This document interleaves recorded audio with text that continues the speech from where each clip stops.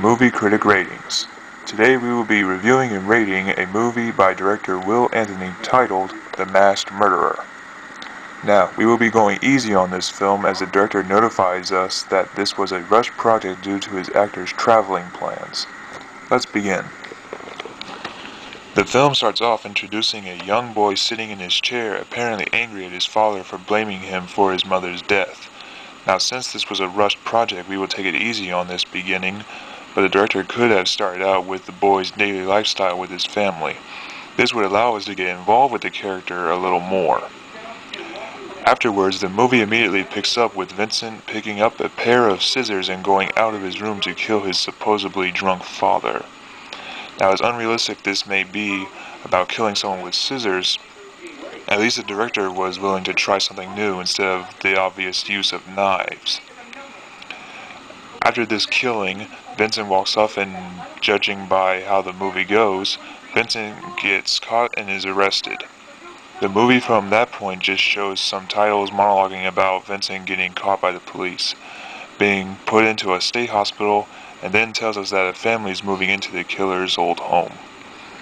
Now, for a beginning filmmaker, the director introduces the two new characters fairly well, showing them packing their stuff, moving into the home.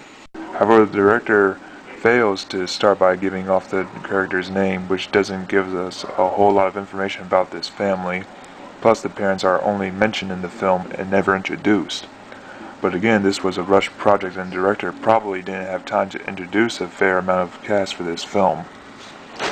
The movie continues as Sam finds out some interesting information that there once was a murderer living in their new home.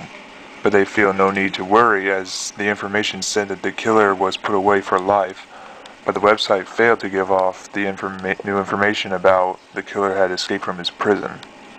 This makes the story a little bit more interesting, and at least the director took some time as to find a costume for the killer's appearance for escaping his prison.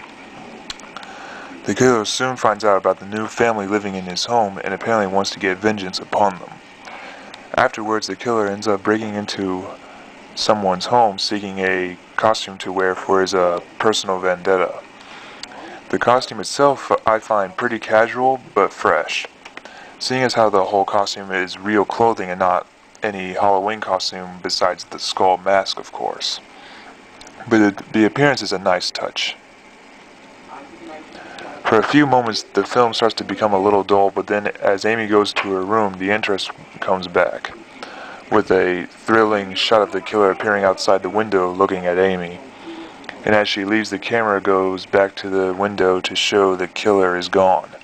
Now that we don't know where he is, the film could go anywhere from here. As usual, Amy goes to tell Sam about what she saw, and he just thinks some guy is just trying to scare her. The thing about this scene is that the actors fail to express any real emotion. Mainly for Amy is, if you saw a man in a costume looking at you, you would usually be scared out of your mind. Sam tells Amy just in case to be careful and lock up the house, while he goes help someone outside. It turns out it is the killer. The problem about this is just that where did the killer find the time to ask Sam for help and scare Amy both at the same time? Anyways, the killer knocks out Sam and brings him into the garage to torture him even further. The acting in this scene gets a little dull.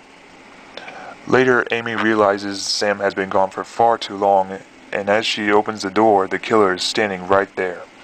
The only problem I have with this scene is the camera angle.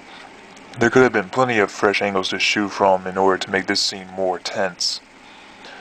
The director notifies me that he wanted this scene to be shot from a different angle, but at this point in the film, he didn't have time to redo any flaws. Later comes the scene between Sam fighting the killer. The angle for this is good, but could have used more mixing of camera shots. Not to mention Sam laughs as he is fighting Vincent, and he shouts the word boom a lot, which is a little bit too childish for a horror movie, which also takes out all the scariness of the film. Afterwards, Sam realizes he can't win, so they go running off into the garage, where Sam then picks up a shotgun ready to kill Vincent Graves. The killer walks in and is shot by Sam. Sam tells Amy to go call the police, and she runs off, and he shoots him again. Then the ending comes up, which I kinda liked. Amy confirms she has called the police and they will be down momentarily. As they go back to check on the killer, the body is gone, and only the mask and the metal pipe is left. The director also has confirmed that he is making a sequel and promises that it will be far better than this one. But for now, let's stick to this film. In conclusion from our review, Movie Critic Ratings gives Will Anthony's The Masked Murderer 3 stars. Really is only worth watching if you are bored and looking for an average beginner film. Until next time, see you later, movie lovers.